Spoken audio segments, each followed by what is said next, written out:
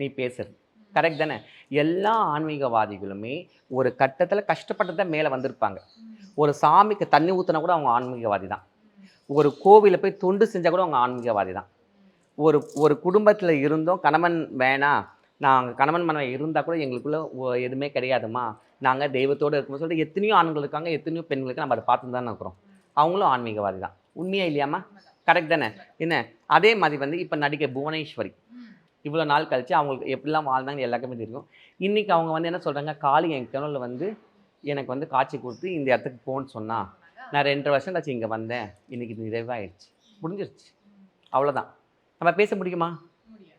பேச முடியுமா? கிடையாது. ஏன்னா, ஒரு ஆன்மீகம் தெய்வம் எப்போ யாரை தொடுன்னு தெரியாது. ஏன் அவளை போகிற மும்தாஜ் எடுத்துங்க. இன்றைக்கி அவங்கள எவ்வளவோ எல்லாரும் பேசுனாங்க. ஆனால் இன்றைக்கி அவங்க மெக்கா. அவங்களோட அந்த பள்ளிவாசல். அங்கே போய் நின்றாங்க. சாதிச்சாங்க. என்னை அல்லாஹ் வந்து மன்னிச்சிட்டாரு. என்னை மன்னிச்சிருங்க. நான் இன்றைக்கி வந்து இங்கே நிற்கிறேன். நான் சிறு வயதில் எவ்வளோ தவறுகள் பண்ணிட்டேன். அவ்வளோதான்.